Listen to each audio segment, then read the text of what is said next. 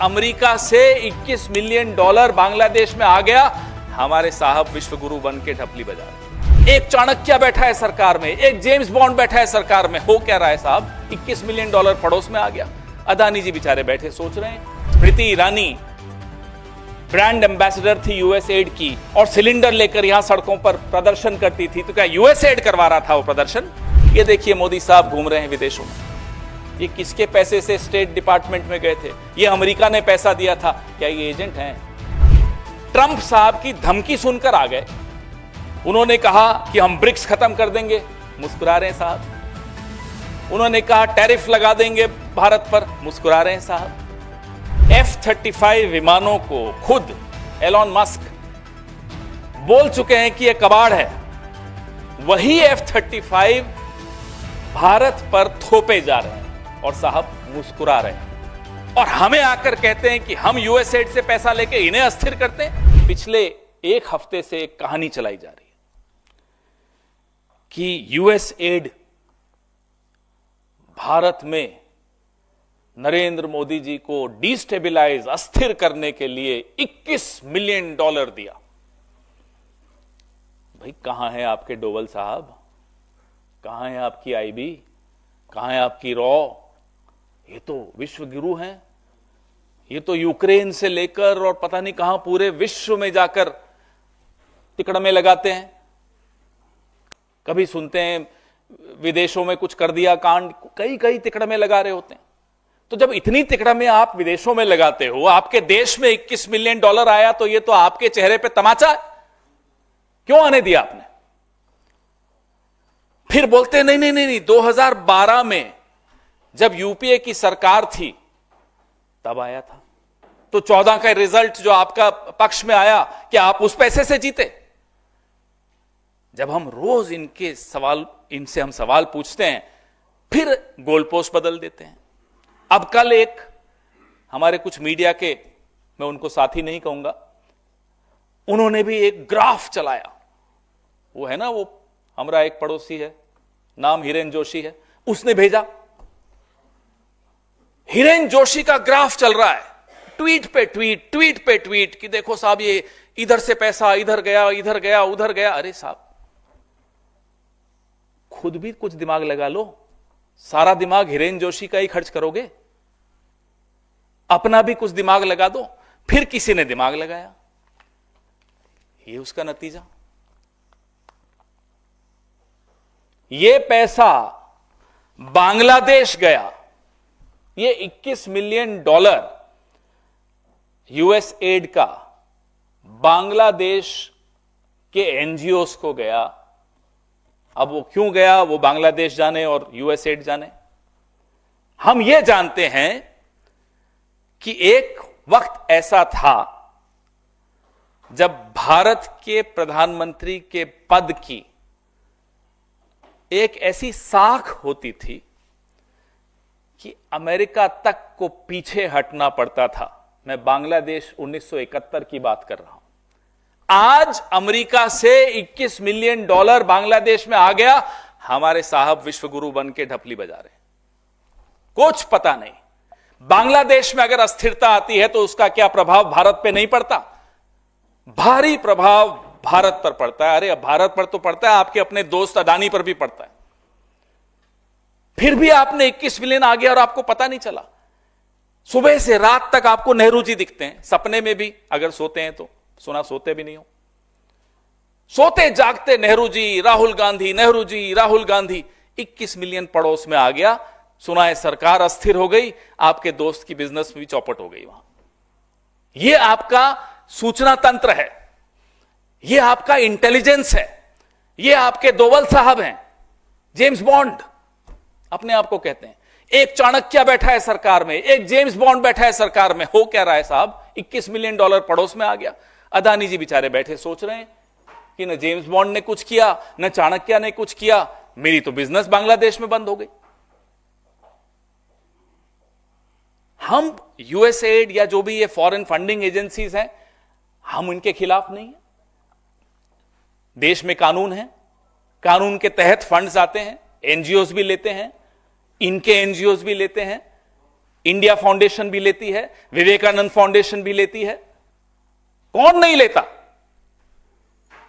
लेकिन सिलेक्टिवली आप बोलें कि साहब कांग्रेस की सरकारों ने ले लिया। अरे जब स्मृति ईरानी ब्रांड एम्बेसडर थी यूएसएड की और सिलेंडर लेकर यहां सड़कों पर प्रदर्शन करती थी, तो क्या यूएसएड करवा रहा था वो प्रदर्शन? बताइए। अन्ना हजारे, उनका एक वीडियो मैं भी आपको दिखाता हूं। यहां आंदोलन किया हमारी सरकार, उसके बाद चुनाव हारी, फिर वो अमेरिका में गए, रोड शो किया उन्होंने। फोर्ड फाउंडेशन का पैसा आता था, सबके सामने था, उसमें आरएसएस भी इन्वॉल्व। देखिए ये वीडियो, ये अन्ना हजारे जी घूम रहे हैं न्यूयॉर्क की सड़कों पर। And the son and daughter of Martin Luther King. He will also be sharing ideas with Silicon Valley entrepreneurs and speaking at the prestigious Wharton School. सच्चाई यह है कि मोदी साहब ट्रंप से ये एक तरफा रिश्ता निभाते हुए जो देश की साख पर, देश की आबरू पर जो बट्टा लगा रहे हैं, वो सच्चाई आपके सामने रोज आती है, रोज आती है। वहां जाते हैं बिना बुलाए जाते हैं, पहली बात तो अनइनवाइटेड जाते हैं। जब शपथ थी तब बुलाया नहीं गया उनको, फिर भी गए। अब क्यों गए वो तो आप लोग कोई पत्रकारिता करिए, इन्वेस्टिगेटिव, तो मालूम पड़ेगा कि क्यों गए। लेकिन वहां जाकर मंच पर साथ में खड़े होकर ट्रंप साहब कहते हैं हम रेसिप्रोकल टैरिफ लगाएंगे। सीधा अपमान, सीधा धमकी। ये खिसियाते हुए मुस्कुरा रहे हैं। या तो समझ में नहीं आया क्या बोले, हमें नहीं मालूम क्यों खिसिया रहे थे, क्यों मुस्कुरा रहे थे। मुस्कुराने लायक तो कोई बात ही नहीं थी। रेसिप्रोकल टैरिफ, ये देखिए मोदी साहब घूम रहे हैं विदेशों में। ये किसके पैसे से स्टेट डिपार्टमेंट में गए थे? ये अमेरिका ने पैसा दिया था। क्या ये एजेंट हैं? क्या ये उस वक्त से ट्रेनिंग लेने गए थे कि कैसे मनमोहन सिंह जी की सरकार को अस्थिर करना है, कांग्रेस की सरकार को अस्थिर करना है? ये आपको सामने फोटोएं दिख रही हैं, देखिए लगातार। ये नौजवान हैं मोदी जी, देखिए, तब 50 इंच थे, अब 56 इंच हो गए, देखिए। तो हम बार बार इनसे पूछना चाहते हैं कि आप ट्रंप साहब की धमकी सुनकर आ गए। उन्होंने कहा कि हम ब्रिक्स खत्म कर देंगे, मुस्कुरा रहे हैं साहब। उन्होंने कहा टैरिफ लगा देंगे भारत पर, मुस्कुरा रहे हैं साहब।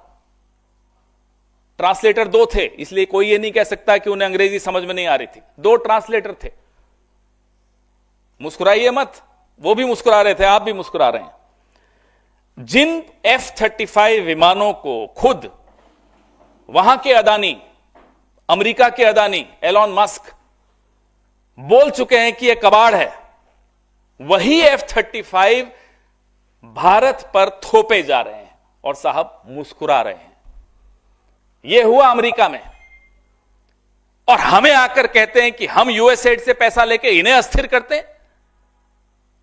आप खुद जाकर अपनी सरकार को, अपने देश को अस्थिर कर कर आए हैं, उसका जवाब कौन देगा? अब हम थोड़ा इतिहास की तरफ भी जाएं, क्योंकि संघ का और जनसंघ का और भारतीय जनता पार्टी का और जनता पार्टी का जो इतिहास रहा है स्वतंत्र भारत में, यह क्या बदल सकते हैं? कितनी एनसीईआरटी किताबें बदल लो, यह इतिहास नहीं बदल सकता। फाइलें सबके पास हैं।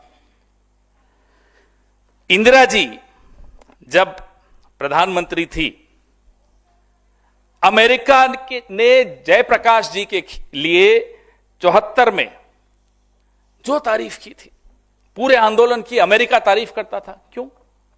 अमेरिका क्यों उस आंदोलन की तारीफ करता था, बताइए? संघ के दो प्रमुख नेता दत्तोपंत ठेंगड़ी और संघ समर्थित सुब्रमण्यम स्वामी अमेरिका में जाके वहां की अखबारों के एडिटर्स से छपवाते थे इंदिरा जी के खिलाफ।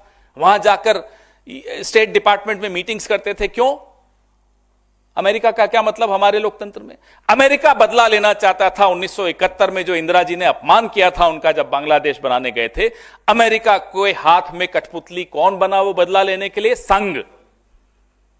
उससे भी पहले चलिए, जब नेहरू जी के खिलाफ गाय बचाओ वालों का आंदोलन हुआ, उस आंदोलन की फंडिंग अमेरिका कर रहा था। मैं नहीं बोल रहा, अमेरिका का एक जासूस ने खुद लिखा कि हम संघ को पैसे देते थे। संघ आज से नहीं, दशकों से अमेरिका से पैसे ले रहा है भारत की सरकारों को, कांग्रेस की सरकारों को अस्थिर करने के लिए। यह हमारा दावा है और यह दावा हमारा नहीं है, सीआईए के एक एजेंट का है।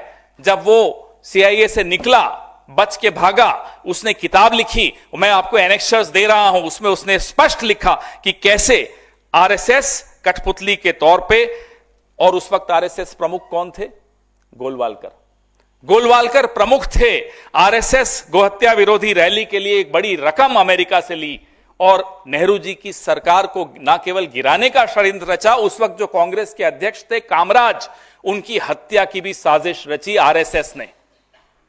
यह है आरएसएस का योगदान, यह है आरएसएस की हकीकत, यह है इनका जो तथाकथित एक्सटर्नल इन्फ्लुएंस, विदेशी हस्तक्षेप। ये लोग कठपुतली बनते हैं और हम पर आरोप लगाते हैं। यूएसएड, फोर्ड फाउंडेशन कांग्रेस की यूपीए सरकार के खिलाफ कैसे इस्तेमाल हुआ, यह आप सब ने, क्योंकि आप भी उस वक्त रिपोर्टर थे, आपने देखा। अन्ना हजारे, अरविंद केजरीवाल का आईएससी आंदोलन क्या था, उसमें विवेकानंद फाउंडेशन, इंडिया फाउंडेशन का क्या रोल था, वो आपके सामने है। जब अन्ना हजारे यहां आंदोलन कर रहे थे, अनशन पर बैठे थे, तो लोगों के लिए जो वॉलेंटियर्स आए, उनको खाना खिलाते थे, वो संघ ने नहीं भेजे थे क्या? संघ का क्या रोल था? तो हम पर आरोप जब लगाओ, एक उंगली अगर हमारी तरफ करोगे तो 4 उंगलियां आपकी तरफ हैं, और हम अब चुप नहीं बैठेंगे। सच अब चुप नहीं बैठेगा, सच ऊंची आवाज में बोलेगा। अब लगातार मोदी सरकार के मंत्री यूएसएड के अधिकारियों से बात करते हैं, मुलाकात करते हैं। आपको फोटोज और एनेक्सर्स में दे रहा हूं। 2024 में पीयूष गोयल कि भाई 2030 तक शुद्ध शून्य कार्बन उत्सर्जन के लिए बैठक यूएसएड से की। ये यूएसएड से क्यों पैसे ले रहे हो साहब? आप लो तो देश के हित में है, कोई किसी और सरकार में कोई एनजीओ ले तो वो देश के विरोध में है। षड्यंत्र तो यह है कि 2016 की नोटबंदी से ठीक पहले यूएसएड से कैशलेस इकोनॉमी पे समझौते नरेंद्र मोदी करते थे। तो ये डिमोनेटाइजेशन क्या अमेरिका के कहने से हुआ? किसको लाभ पहुंचा रहे थे आप इस डिमोनेटाइजेशन से? अमेरिका के हाथ की कठपुतली बने हुए थे। करोड़ों करोड़ों हिंदुस्तानियों की नौकरियां गई, अनऑर्गेनाइज सेक्टर बर्बाद कर दिया। अमेरिका के कहने से किया। हम भी ये जानना चाहते हैं